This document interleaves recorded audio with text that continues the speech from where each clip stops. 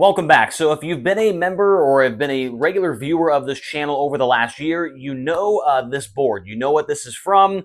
You know what we're going to be doing here today.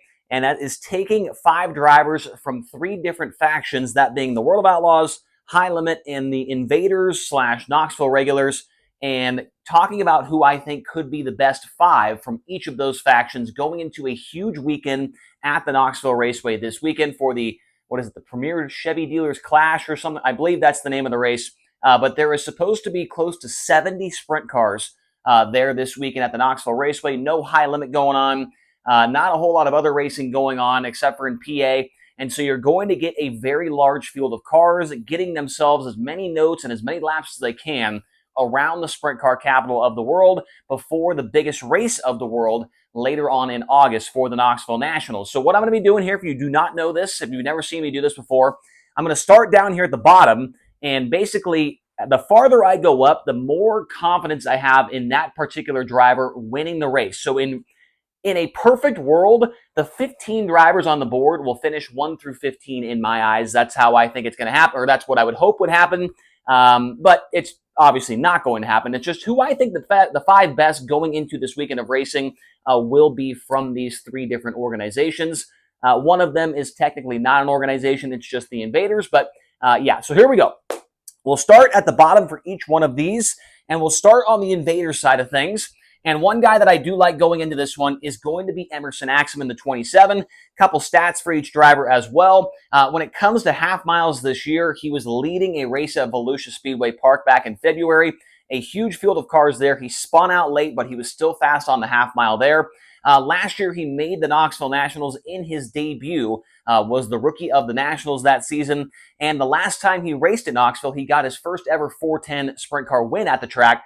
Back on August 24th of 2024. So I really like Emerson Axum on the Invaders side of things. He's the 5th best, in my opinion, for this upcoming weekend. Now we'll go over to High Limit. Let's jump into another young driver, and that is going to be Chase Randall. Some of these might be a little bit of a flyer. You know, I kind of like to do that every now and again and maybe surprise you with a couple of guys we put on the board here. But I like Chase Randall at Knoxville. He's made the Nationals on 2 occasions in his only 2 attempts. That was in a different car. That was in the TKS 2KS car. But Chase Randall has always been very, very good at Knoxville Raceway. 7 career wins, most of those coming in the 360, but he has won in the 410 as well. And this could be a really good place for Chase Randall to start building some momentum for the high limit season when it kicks back off here later on this month. Randall has only had 1 top 10 this year, but like I said, I think Knoxville is a place that he feels really comfortable, and I think that they could have a solid run coming up this weekend. Now, moving on to the Outlaws, number 5 for them, another kind of flyer here. This one might not happen, but I do like this guy at this track, and that is Garrett Williamson. He was able to win one of their 410 local shows last year at the Knoxville Raceway.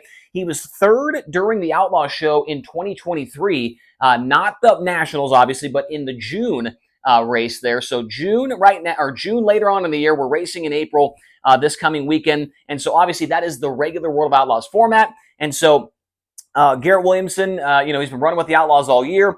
He's had a couple of good runs here and there. Not a ton of speed at Volusia, but he's a guy that's got a ton of laps at Knoxville in his young career. And I just have a good feeling about this number 23 car going into this weekend. Had a really solid run Friday night at Peevely, and so maybe that momentum will kind of propel him into a solid run this coming weekend. So give me Garrett Williamson at number 5 for the Outlaws. Now, back over to the Invaders side of things, another young driver, and we're going to go with Ryan Timms in the Lee Big Motorsports number 10 car. At Volusia this year, he was 5th and 6th in 2 of those main events against the Outlaws. And this car has been unbelievable at the Knoxville Raceway the last couple of years with Scott Boguski. They have made the last 2 Knoxville Nationals main events and kind of surprised a lot of people when they were able to do that. But Shane Liebig and his team have a really good setup, a really, really good motor package. And Ryan Timms has proven that he can get around the racetrack very well in this car. Been a little bit off here recently, but at the beginning of the season, you guys mentioned it, a couple top 10s of Volusia. They were really good at the end of last year. And I think with the setup, with the program, I guess you could say, and the package they've got at Knoxville, Ryan Timms, I think, could be very good going into this weekend. Now, on to High Limit. I'm going to throw Tyler Courtney on the board in the Clausen Marshall number 7 BC. He had 3 top 10s earlier this year at Volusia on the half mile. Last year, he won the 360 Nationals main event, so that's obviously pretty good.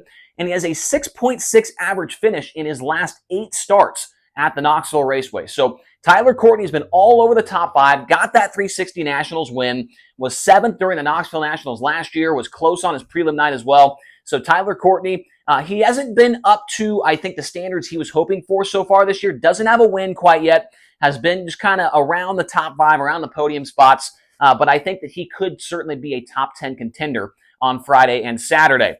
Now, number 4 on the outlaw list, I don't have much writing about him. All it says is the Knox father, and we all know that to be Donnie Schatz, obviously. 10-time Knoxville race, or was it 11? I cannot remember, 11 or 10 Knoxville Nationals championships at this point. So many wins at the racetrack. There's really not much you need to say about Donnie Schatz when it comes to this racetrack because he's probably the best of all time at the half mile there. And so don't really need to explain his stats at all. So Donnie Schatz, number 4. They haven't been incredible here over the last couple of weeks, as we discussed earlier this week. But when you show up to Knoxville, you really can never count out Donnie Schatz. And so I put him at number 4 on the list for the World of Outlaws. Now, back over to the Invaders. And number 3 on their list, of course, you knew that number was going to pop up on the board, and that is Brian Brown. Brian Brown was 6th at Volusia Speedway Park during one of the races in February. He has 66 career Knoxville Raceway wins.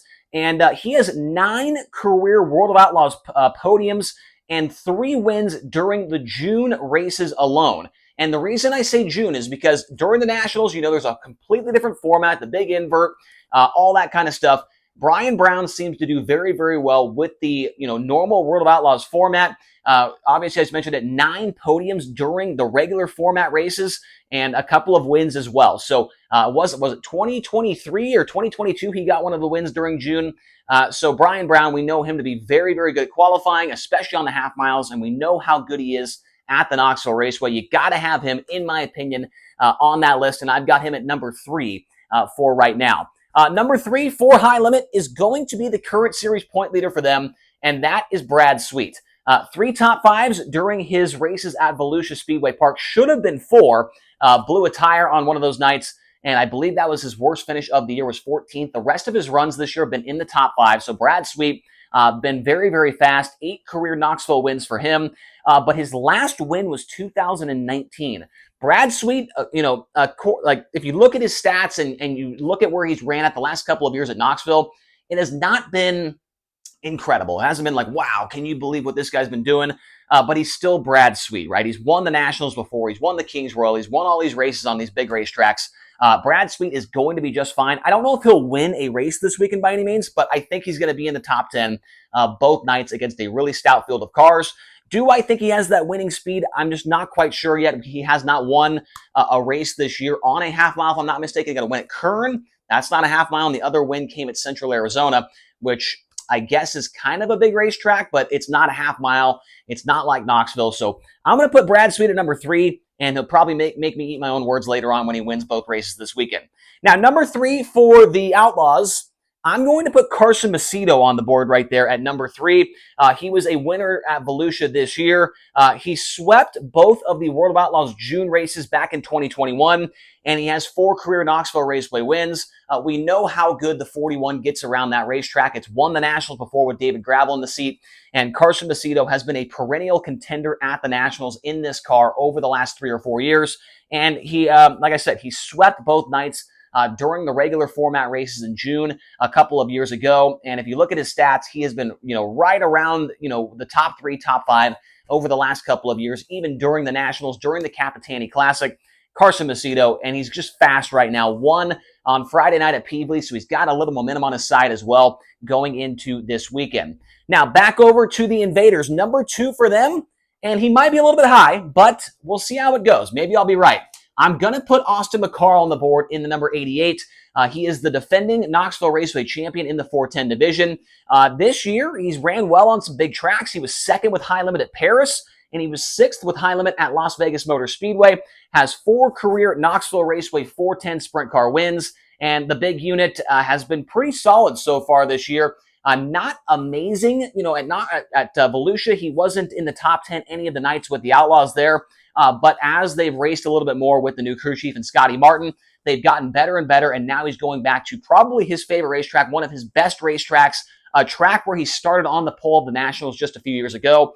And so Austin McCarl, a ton of laps around that place over the last couple of years. And I think if you do not have him in the top 5 of the Invaders, then you're doing something wrong. Number 2 might be high, but I'm feeling good about it, and we'll see how it all turns out. Now, number 2 for high limit is going to be Rico Abreu. Now, Abreu did have a bad night on Friday at Peevely, but he was able to rebound and have a solid run on Saturday. He is the 2024 Capitani Classic winner. So he won a race at Knoxville recently against a really, really good field of cars. He was second on his prelim night as well a few days later, and he has 6 career Knoxville Raceway wins. Most of those wins coming during the prelim night at the Nationals, so not going to be getting those wins during, like a regular World of Outlaws format night where you have to qualify well. But Rico is still going to be very good, I think. Had a little bit of a misstep on Friday at Peevely. Maybe they were trying something different. He's got a crew chief that's won several Knoxville Nationals. They've got a really good package there, I think. Was running inside the top 5 before an issue happened last year during the Nationals finale. And in my opinion, I think Rico's going to be very, very good coming into this weekend. Now, number 2 on the Outlaw list, and you might be surprised who I'm going to put there at number 2, and it's going to be the number 2 of David Gravel. He was able to get 2 wins at Volusia during was it February or was it during Bike Week? I cannot remember. I think it was 1 in February and 1 during Bike Week. 12 wins in his career at the Knoxville Raceway, and obviously he's probably the best car in the country right now. But I'm going to put him at number 2 because the guy I think number 1 right now is very dangerous at this racetrack, and I think he's very dangerous right now altogether. And we'll get to more of him here in just a moment. But David Gravel, best car in the country, in my opinion, right now. He is going to be certainly a guy that's in the top 5, probably both nights, and contending for victories. Now, number 1 for the Invaders, and you probably heard him mention that he was going to be there this weekend during the NASCAR broadcast, and that is going to be Kyle Larson. He has been incredible over the last few years at Knoxville. 2 wins at Volusia to open up the season, so he's been good on half miles. He's been good at qualifying already this year. 11 career wins at Knoxville, including the last 2 Nationals in a row, where he led all 50 laps of both of those features. Kyle Larson, was it during the June races last year? He he won one of them, and he probably should have won the other one. Came from like 10th or something, led a couple laps and blew an engine or something like that. So Larson has been incredible. If you go on his thirdturn.com and type in Kyle Larson Knoxville and look at his last couple of finishes, I mean, he has been lights out at the World, or at the Sprint Car Capital of the World. So Kyle Larson, more than likely going to get at least 1 win going into this weekend. But we'll see where it all shakes out for him. The Silva Motorsports 57, as I mentioned, has been able to qualify really well recently, which is not good for the rest of the field. Now, number 1 for high limit, I'm going to put Aaron Reitzel at number 1. Has a lot of momentum on his side with a couple of wins with high limit the last couple of races for them. Got the win at Paris, half mile there. Was second at Volusia during Bike Week with the Outlaws. 17 career Knoxville wins between the 410 and the 360. And he has not ran, I would say, full-time at Knoxville Raceway the last couple of years. But he's been there on a very, very regular basis, running 2 different divisions, both the 360 and the 410. So Reitzel, I would say Reitzel has the most laps out of anybody in the high limit bracket here that I've got on the board over the last couple of seasons. You know, Brad Sweet might have more laps overall, but over the last 3 years, Reitzel definitely has the most laps out of all those guys right there. And he has been probably the second best car on the high limit tour this year. And he's going back to his home base. I think Aaron Reitzel is going to be very, very dangerous this weekend. Another guy that used to, or has led laps during the Nationals before on the finale night. 87 car, got to be in at least in the top 3 for the high limit guys this week. I've got him at number 1 for them. Now, speaking of number 1, we'll go to number 1 on the Outlaw side of things. And for me, the number 1 guy to watch for them this weekend is going to be Logan Schuchart. I really like what I'm seeing from the Shark Racing 1S team right now. They've got momentum on their side. They just won on Saturday at Peevely I-55 Raceway.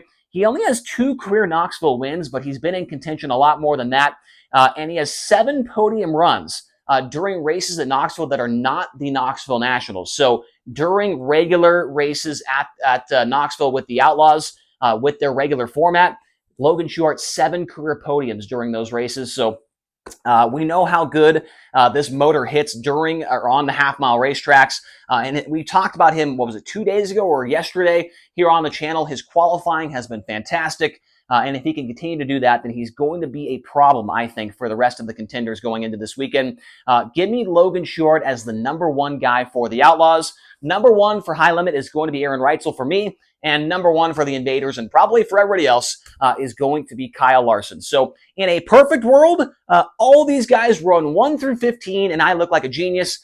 They will probably not do that, obviously, but it would be quite the story. If somebody screenshot this, and if it happens, I don't know what I'm going to do. That would be crazy. But yeah, let me know your thoughts. Who do you think am I missing from this board?